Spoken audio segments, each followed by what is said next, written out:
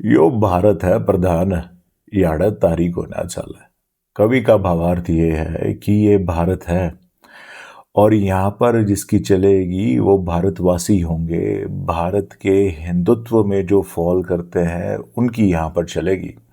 यहाँ पर भारत की सरकार की जो हिंदुत्ववादी सरकार है बीजेपी और आरएसएस की चलेगी। अगर अमेरिका को ये गलतफहमी हो गई है कि ये नेपाल है या बांग्लादेश है तो वो अपनी गलतफहमी का इलाज करवा ले। वैसे वहम का कोई इलाज होता नहीं है, क्योंकि प्रतीत ये हो रहा है कि अमेरिका और उसके सीआईए ने, यूके और उसके MI6 ने भारत को कंफ्यूज कर दिया है नेपाल के साथ और बांग्लादेश के साथ। उनको ये लगता है कि जैसे नेपाल में जनजी का कलर्ड रेवोल्यूशन, जो नकली क्रांति जिसे आप कहते हैं, जो प्रॉपरली ऑर्केस्ट्रेटेड होती है, ऑर्गेनाइज्ड होती है, जहाँ पर बाहरी पैसा आता है, बाहर से पैसा आता है और अंदर कुछ तत्वों को वो पैसा मिलता है, तो वो अंदर से ही सिविल वॉर लाइक सिचुएशन पैदा करता है। तो लग ये रहा है कि अमेरिका और उसके सीआईए को गलतफहमी ये हो गई है कि जो भारत है वहाँ पर ये सब चीज़ें चल सकती हैं, क्योंकि उनकी ये चीज़ें नेपाल में चल गई और बांग्लादेश में चल गई। नेपाल में हुआ वो रेवोल्यूशन हुआ जनजी का, सो कॉल्ड रेवोल्यूशन, वहाँ पर सत्ता परिवर्तन हुआ। बांग्लादेश में जो युवा है उनको भड़काया गया सीआईए और आईएसआई द्वारा और वहाँ पर सत्ता परिवर्तन हुआ। जमात इस्लामी को सबसे ज़्यादा दूसरे नंबर की स्ट्रांग पॉलिटिकल पार्टी बना दिया गया बांग्लादेश में, जो हिंदुओं को आज की तारीख में भी मार रही है। और जो पहले नंबर की पार्टी है वो भी मतलब कुछ कम नहीं है। और जो ओरिजिनल पार्टी वहाँ पर हुआ करती थी अवामी लीग, उसको बाहर निकाल दिया गया, उसको बैन कर दिया गया।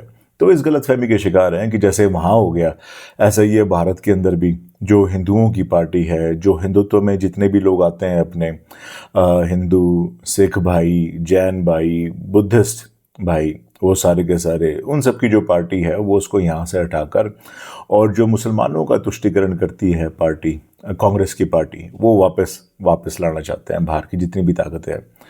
और कांग्रेस मुसलमानों का ही तुष्टिकरण नहीं किया करती थी। कांग्रेस जो धक्के से कन्वर्जन रैकेट चलते हैं ना, हिंदुओं को ईसाई बनाने वाले और हिंदुओं को मुसलमान बनाने वाले, उनको भी एक बहुत खुली छूट दिया करती थी। तो वो ये चाहते हैं कि भारत के अंदर सत्ता परिवर्तन हो जाए, पर वो ये चीज़ नहीं जानते कि जो भारत का युवा है, जो जेन जी है, सॉरी, जो भारत का युवा है वो उनसे पहले वाली जितनी भी जनरेशन थी ना, उनसे ज़्यादा हिंदुत्ववादी है। हमारे यहाँ के लोग केवल नाचने गाने के लिए भजन क्लबिंग नहीं करते, उनकी आस्था है हिंदुत्व में, सनातन के अंदर। वो अपनी सनातनी जड़ों से ज़्यादा जुड़े हुए हैं जितने हम जुड़े हुआ करते या हमारे से पहले वाले जुड़े हुआ करते।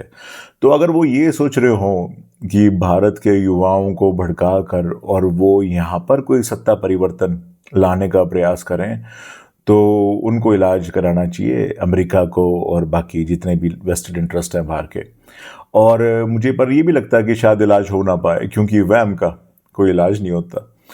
तो भारत के अंदर ये जो सत्ता परिवर्तन वाले ख्वाब हैं ये पूरे हो नहीं पाएंगे वेस्ट के, अमेरिका के स्पेसिफिकली। हाँ, एक चीज़ है कि हमें जो ये कॉकरोच जनता पार्टी द्वारा ऑर्गेनाइज्ड जो ये प्रोटेस्ट है इसके अंदर, दिल्ली के अंदर, हमें इसको समझना बहुत ज़रूरी है कि ये हो क्यों रहा है।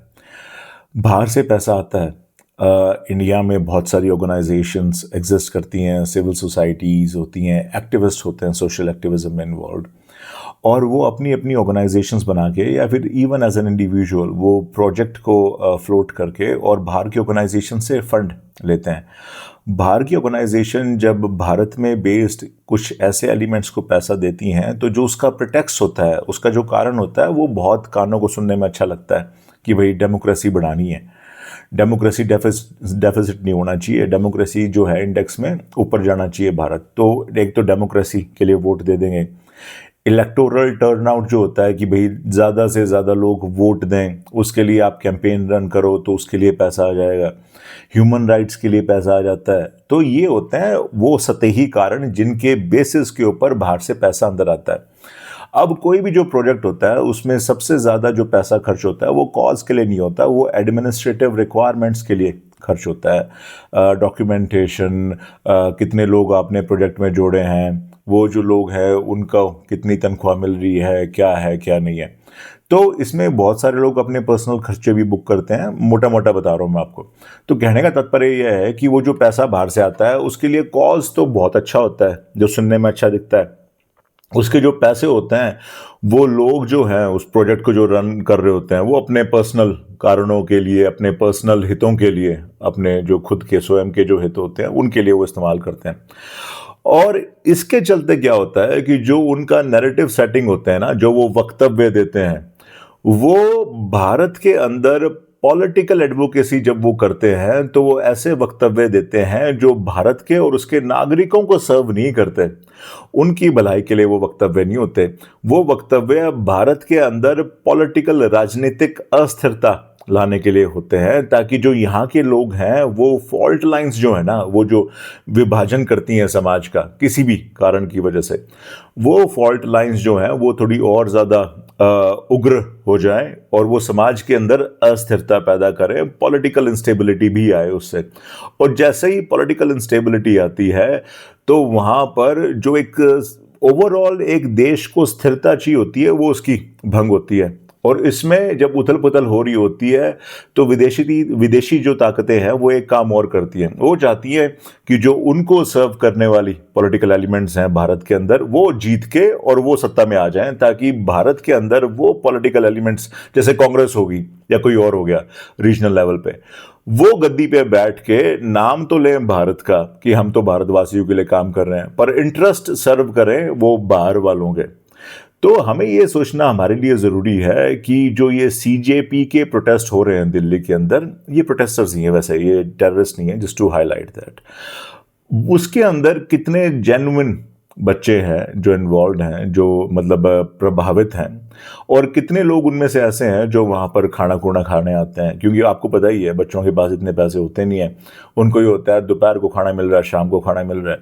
और क्योंकि आर्थिक व्यवस्था में चेंजेस आ रहे हैं तो बच्चों को थोड़ा बहुत मीनिंग भी चाहिए, क्योंकि वो जो अपॉर्चुनिटीज़ हुआ करती थी पहले कि यार यहाँ थोड़ी बहुत नौकरी कर ली, कहाँ मिल जाएगा, वहाँ कर ली, वहाँ कहाँ मिल जाएगा, तो वो तो मतलब बहुत कम हो रहा है। क्योंकि ओवरऑल आर्थिक व्यवस्था में टेक्नोलॉजी डिप्लॉय होती है तो वो जो अपॉर्चुनिटीज़ थी जॉब्स की वो दुनिया जहान में कमज़ोर हो रही है, कम हो रही है। भारत उसका एक स्पेसिफिक वो नहीं है, भारत एक स्पेसिफिक केस नहीं है उसका। तो जितने भी जो लोग और एक चीज़ और बढ़ गई, कंटेंट क्रिएशन के नाम पे सबको रील बनानी है। वो चाहते हैं कि भाई प्रोटेस्ट हो रहे हैं, चल पड़ो वहाँ रील काट देंगे एक, और हो सकता है ज़्यादा लाइक्स और शेयर्स और आ जाए। वो होता नहीं है, कईयों की आदत होती है कि लहर जब उठे तो उस पर सवार हो जाते हैं, रेज बेटिंग होती है, कई वो करते हैं, कुछ ये कहते हैं यार ये मुद्दा चल रहा है इसके ऊपर सवार हो जाओ, हो सकता है थोड़े बहुत लाइक्स हमारे हिस्से भी आ जाए। तो सीजेपी प्रोटेस्ट का हिसाब किताब प्राइमरली जो वहाँ पर इनोसेंट बीइंग्स आ रहे हैं उनका ये है, पर वहाँ उन्हीं में से कुछ ऐसे भी एलिमेंट्स होंगे जो इस भीड़ को इंस्टिगेट करके और इससे गलत काम भी करवा लेते होंगे, जिनको बाहर की फंडिंग के द्वारा थोड़े बहुत पैसे मिलते होंगे और सब कुछ मिलता होगा।